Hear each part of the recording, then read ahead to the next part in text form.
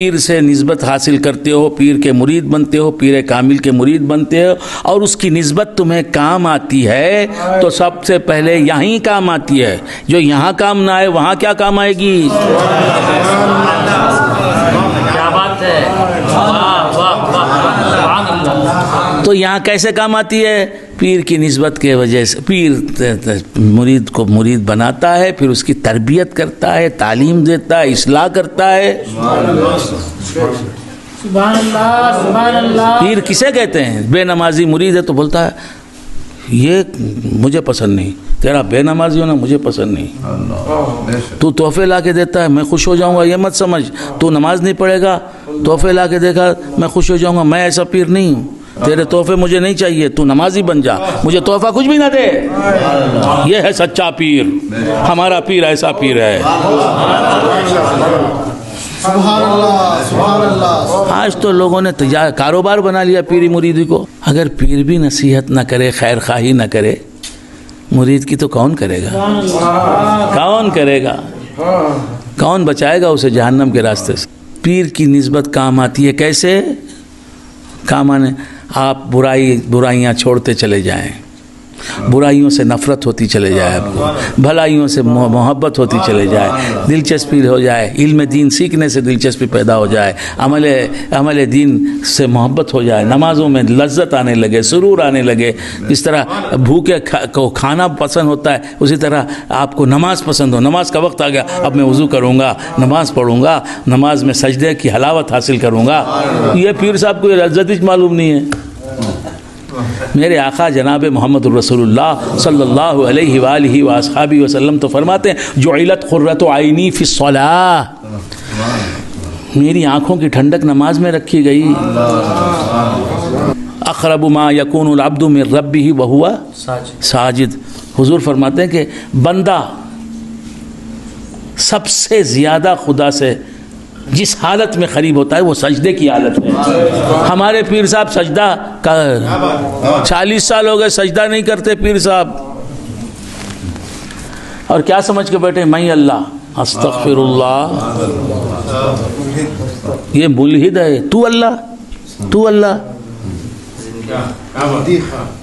4 دن کی 5 دن کی ہفتے کے بعد مرنے والا تو اللہ. 3 بار تو دن میں باتھ روم کو جاتا ہے تو اللہ. معاذ اللہ معاذ اللہ معاذ اللہ. بد نظری کرتا ہے، جھوٹ بولتا ہے، غیبت کرتا ہے، چغلی کرتا ہے. تو اللہ ہے. غوث اعظم اللہ نہیں تو اللہ. خواجہ اجمیری اللہ نہیں تو اللہ. معاذ اللہ معاذ اللہ. محمد الرسول اللہ بھی محمد الرسول اللہ ہیں صلی اللہ تعالی علیہ وآلہ وآصحابہ وسلم، وہ بھی اللہ نہیں. تو اللہ ہو گیا. آدم کو خدا مت کہو، آدم خدا نہیں، لیکن خدا کے نور سے آدم جدا نہیں. یہ صحیح علم. تو خیر بندگان خدا کیا عرض کر رہا تھا؟ مقصد بیعت پہلے شریعت کی پابندی. یہ بیعت کا مقصد کیا ہے؟ وہی جو مقصد تخلیق ہے، عبادت. پہلے عبادت کیا ہے؟ شریعت کی مکمل پابندی.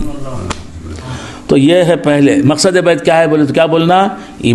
شریعت کی پابندی کے ساتھ یاد حق یافت حق. وہ بھی شریعت ہی کی پابندی ہے حقیقت میں. تو اللہ کو یاد کرنا، اللہ کو پانا، یہ مقصد ہے. مقصد بیعت کیا ہے وہی ہمیں معلوم نہیں. ہم کیا سمجھ رہے ہیں مقصد بیعت کیا ہے؟ پیر صاحب کے پاس جاتے آتے رہنا، اس کے بعد ان کو بولنا مجھے خلافت دے ڈالو، خلافت لے لینا. اس کے بعد جو ہے دکان چلانا، کیا حلقہ چلانا. ان کو نماز، اس خلیفے کو وضو کے فرض کتنے معلوم نہیں، نماز کی شرطیں کتنی نہیں بیان کر سکتا. یہ 40 سال کا خلیفہ، 30 سال کا خلیفہ، 35 سال کا خلیفہ، 25 برس کا خلیفہ. حرام کیا ہے حلال کیا ہے معلوم نہیں.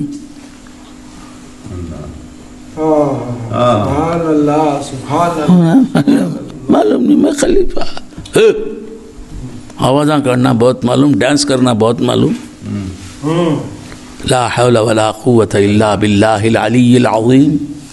تو کیا عرض کر رہا تھا شریعت کی پابندی پہلے، اس کے بعد یہ حلقہ ذکر و ذکر الجاری، اس کے بعد یہ جلسے جلوس، اس کے بعد یہ سب کفنی، یہ 11ویں شریف، 12ویں شریف، 22ویں شریف، یہ سب نیاز، پہلے نماز بعد نیاز.